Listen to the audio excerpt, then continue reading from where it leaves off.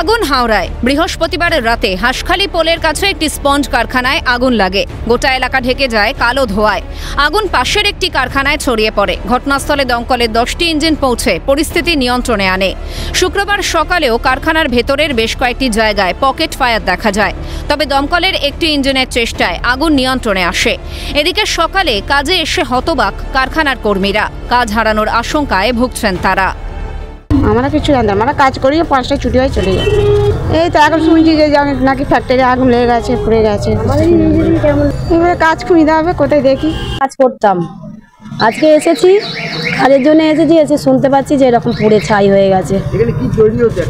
এগুলো আমাদের প্যাকিং হতো, প্যাকেটে প্যাকিং হতো, তারপরে স্ট্যাম্প হতো, সেলাই হতো, বস্তা সেলাই হতো, এইসব কাজ হতো। আমাদের মেয়েরা 6টা মেয়ে কাজ করতাম, আর বাদ বাকি সব ছেলেরা কাজ করে। কতদিন ধরে কাজ করছে? 6-7 মাস কাজ করছি। কি তৈরি হতো এখানে? ফর্ম তৈরি হতো কেমিক্যাল দিয়ে। কালকে কটার সময় আগুনটা লেগেছে? 10:30টার দিকে। কারা কারা ছিল তুমি কারখানার ভিতরে? কারখানার ভিতরে 15 লোক ছিল। আচ্ছা, মালিক ছিল? মালিক তার 10টার দিকে চলে গেছে, আগুনটা লাগে 10:30টার দিকে। জানা গেছে প্রচুর পরিমাণে দাহ্য পদার্থ মজুদ থাকায় আগুন দ্রুত ছড়িয়ে পড়ে কারখানায়। তবে কারখানায় কোনো অগ্নি নির্বাপক ব্যবস্থা ছিল না বলেও অভিযোগ উঠে আসছে। দমকলের 10টি ইঞ্জিনের প্রচেষ্টায় আগুন নিয়ন্ত্রণে এলেও প্রশ্ন একাধিক উঠছে। তার কারণ ইতিমধ্যে জানা যাচ্ছে যে এই যে স্পঞ্জ কারখানা রয়েছে তার ভেতরে বিপুল পরিমাণে দাহ্য পদার্থ মজুত করা ছিল, কিন্তু যেখানে দাহ্য পদার্থ মজুত রয়েছে সেখানে কোনো রকমের কোনো অগ্নি নির্বাপন ব্যবস্থা ছিল না।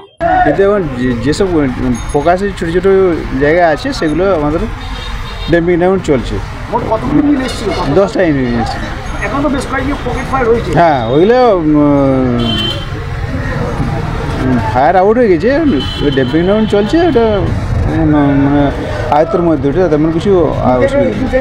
ঘটনাস্থল পরিদর্শনে যান দক্ষিণ হাওড়ার বিধায়ক নন্দিতা চৌধুরী। কারখানায় কোনো অগ্নি নির্বাপক ব্যবস্থা না থাকা নিয়েও প্রশ্ন তোলেন তিনি। পাশাপাশি প্রশাসনের কাছে কারখানাগুলিতে আরও নজরদারি বাড়ানোর আর্জি জানাবেন বলেও জানান দক্ষিণ হাওড়ার বিধায়ক নন্দিতা চৌধুরী।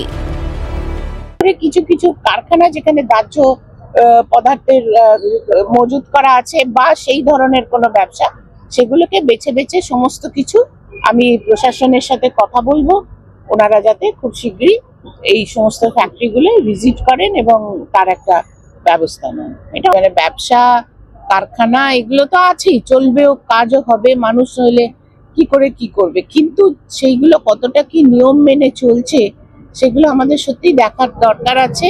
বিশেষ করে যেখানে একটা দাহ্য পদার্থের ওপর ফ্যাক্টরি চলছে, মানে সেখানে তো একটা এই ধরনের প্রিকশন নেওয়াই উচিত। কলকাতা সহ পার্শ্ববর্তী এলাকায় একের পর এক বিধ্বংসী অগ্নিকাণ্ড। চারিদিকে গজিয়ে উঠছে একাধিক বেআইনি কারখানা। এক্ষেত্রেও কি তাই? এতদিন ধরে কোনো অগ্নি নির্বাপক ব্যবস্থা ছাড়া চলছিল কিভাবে কারখানাগুলি? প্রশ্ন ওয়াকিবহাল মহলের। তো কারখানাতে কি আদৌ নজরদারি চলে? আদৌ কি নজরদারি রাখে প্রশাসন? এরকম একাধিক প্রশ্ন রয়েছে। স্থানীয় বিধায়ক তিনিও স্পষ্টত বললেন যে আগামী দিনে একেবারে পুঙ্খানুপুঙ্খভাবে তারা খতিয়ে দেখবেন যে হাওড়া এলাকাতে কোথায় কোথায় কারখানা চলছে, কোথায় কোথায় এরকম দাহ্য বস্তু মজুত করা থাকে, অথবা কোথায় কোথায় দাহ্য কেমিক্যাল মজুত করা হয় কোন কোন কারখানাতে, সেই সমস্ত কারখানাগুলিকে আইডেন্টিফাই করা এবং তাদের অগ্নি নির্বাপন ব্যবস্থা রয়েছে কিনা সেই বিষয়টিও প্রশাসনের তরফ থেকে খতিয়ে দেখা হবে। ক্যামেরায় সঞ্জীব চক্রবর্তীর সঙ্গে দেবকুমার দেও, শুভজিৎ দে, ক্যালকাটা নিউজ, হাওড়া।